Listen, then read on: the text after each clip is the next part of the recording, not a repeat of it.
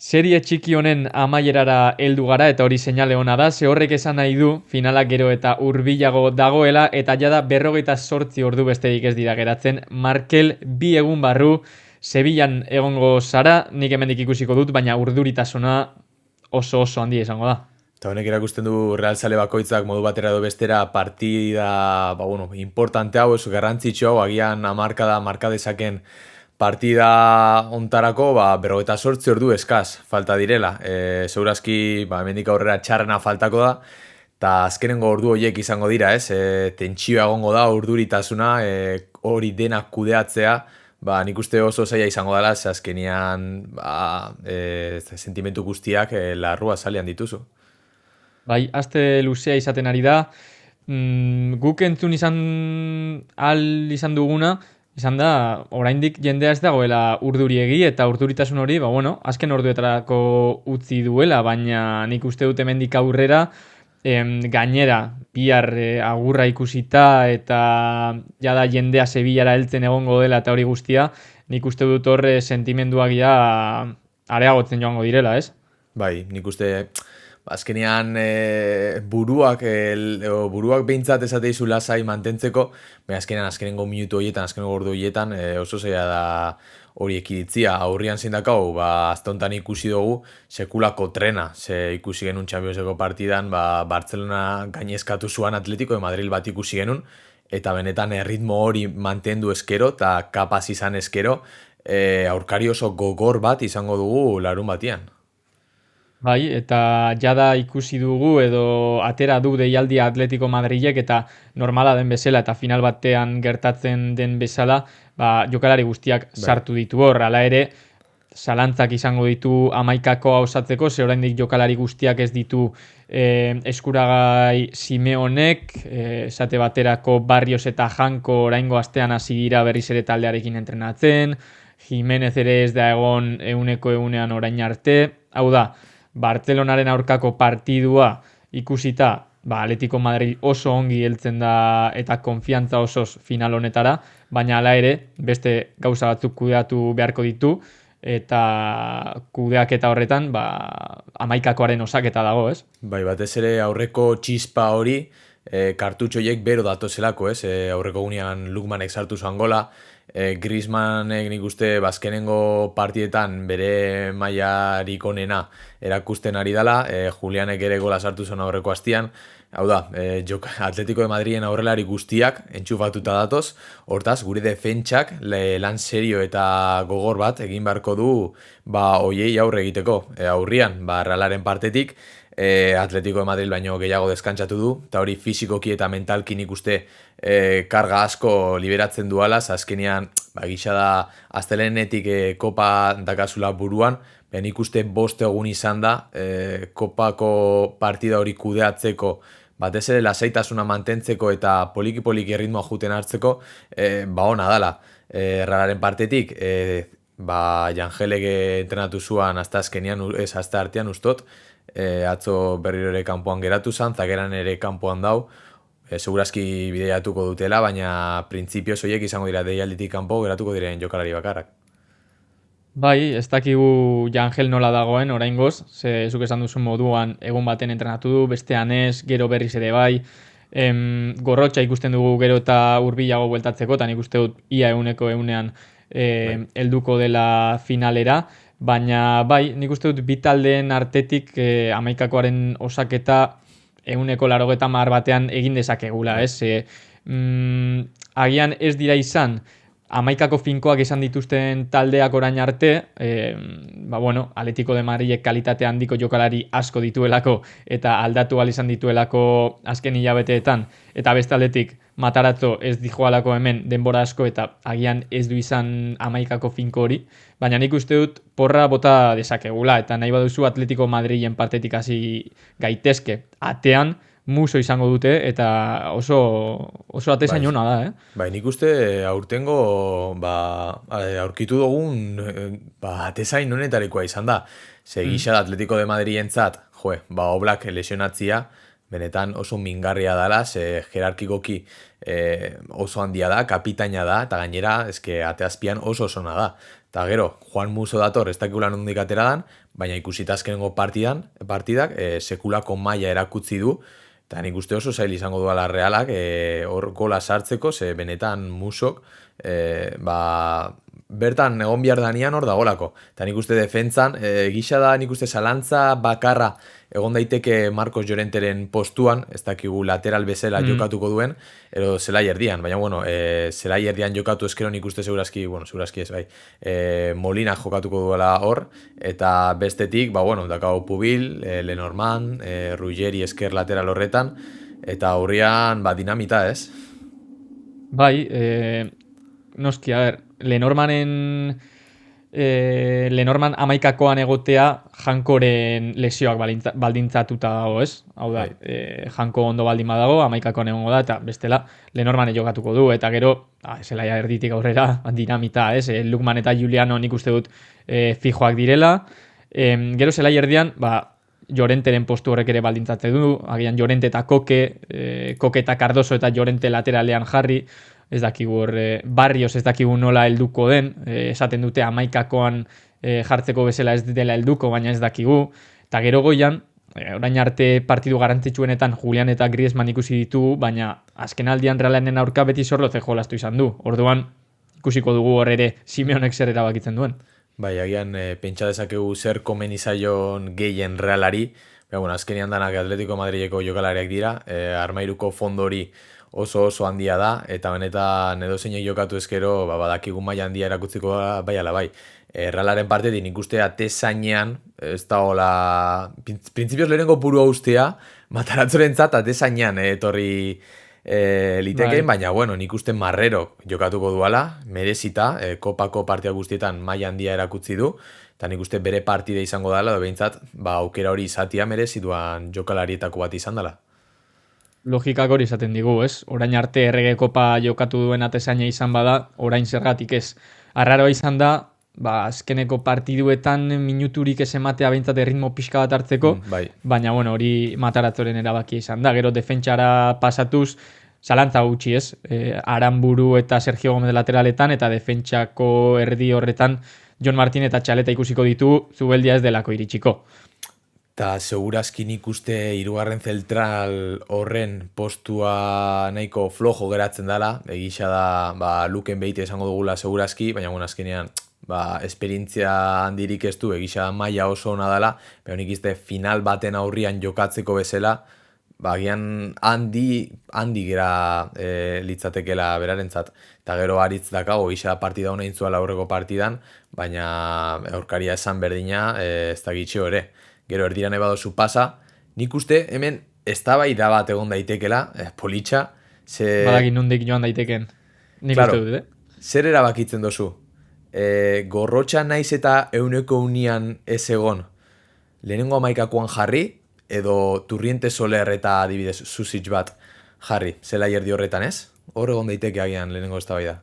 Bai, ulertu dezaket, nik uste dut Gorrotxa egoteak, zelai erdiko postuak eta rolak, hau da, jokalarien paperak naturalagoak egiten dituela, orduan hori taldeari kolektiboki ondo etortzen zaiola, ez? Ze Gorrotxa eskoba bezala ikusi dugu askotan, paper posizional horretan. Horrek Turrientesi askatu egiten dio, eta Soler ere gorago ikusten dugu. Gorrotxa ez baldin badago, Susitz areatik hurbil ikusten dugu, baina Solerrek atzera pauso bat eman behar du, eta Turrientesek Gorrotxaren paper hartu, orduan nik uste dut Gorrotxa ondo badago, Gorrotxa jokatuko duela, eta Susitz bigarren zatirako arma izan daitekela, eta arma ona gainera. Esaten dugunagatik nik uste baitxare Susitz momentuz, Braizen aurretik ikusten dugula, baina alata uste zen sorpresa handia izango litzateke, Braiz ikuste amaikakoan. Partidaren erritmoa edo behintzat, Realarentzat gauzak ondo joaten badira, izango da Turrientesek partida on bat egiten dagoelako. Ze azkenean ikusten dugu Turrientes eroso dagoanian, baloiakin ondo dagoanian, eta azkenean ideiez fresko dagoan jokalaria denian, min handia egiten duala.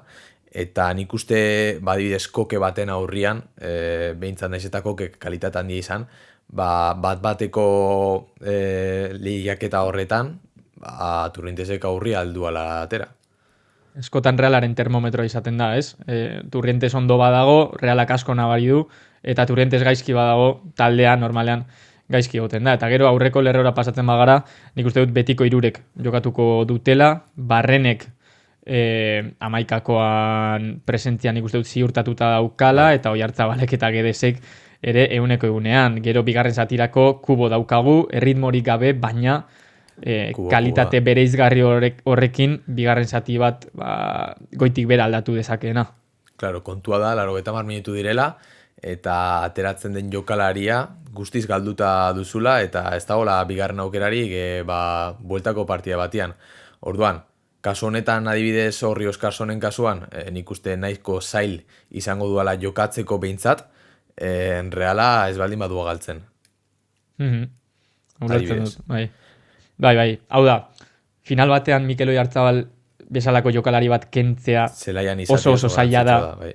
Oso zaila da. Orduan, hor kudeaketa hori ere interesgarria izango da. Eta beste kudeaketa bat partiduaren plana. Zein izango da Realaren plana? Zer Reala bi modutara jokatzen ikusi dugu orain arte.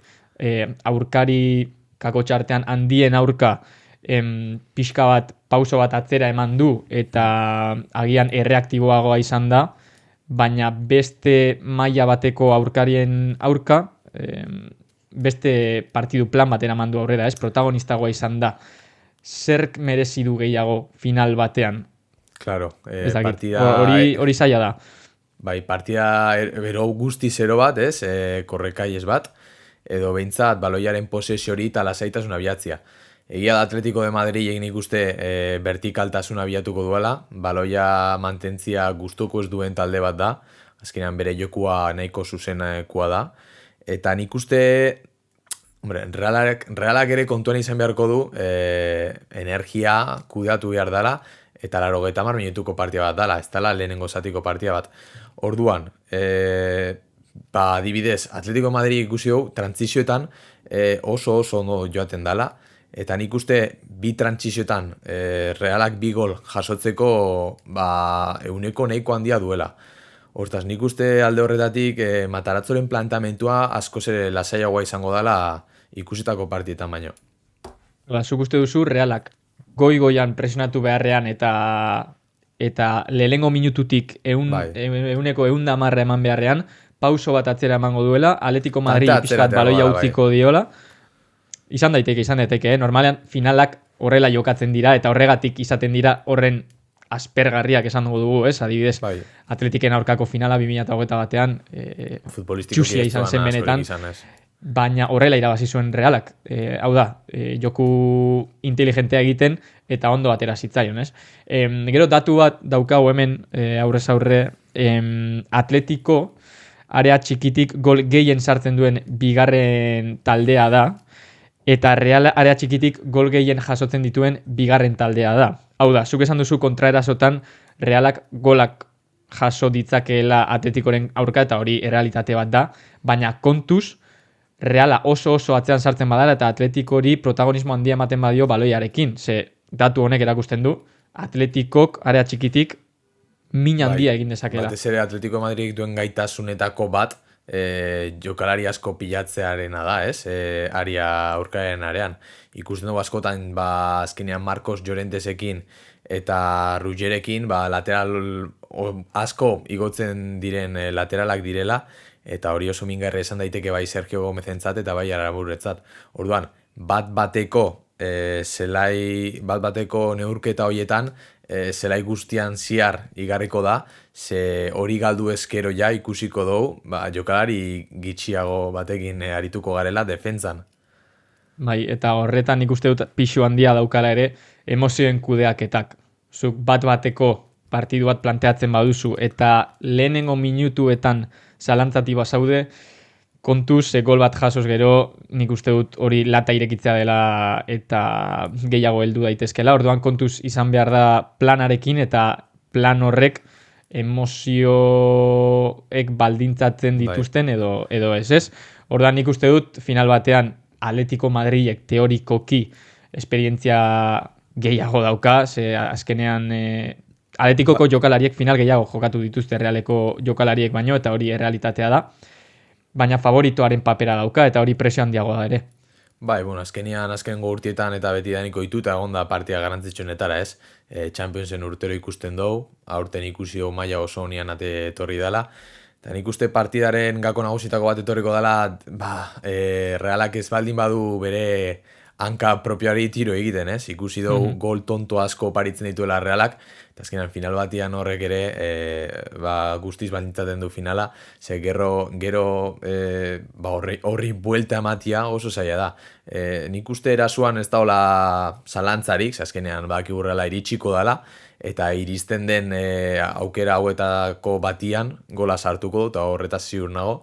Ordan, nik aurre ikusten dut gol askoko final bat. Hala eta guztiz ere, ez nuke nahiko hori bizitzia, ze benetan bihotzarentzat ez da batere onuragarra izango.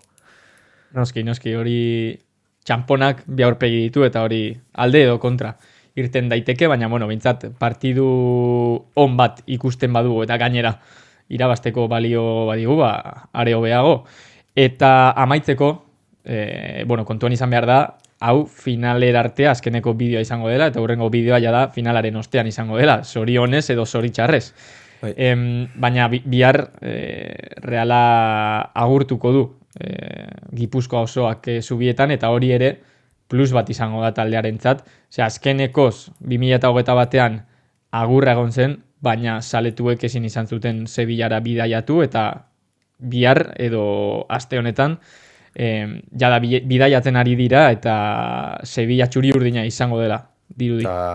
Behitxu ze bitxia dan, baina harrera, edo taldeko agur horretan, biharko etziko deialdian egongo direin zenbait jokalari egon ziren taldi agurtzen, ez?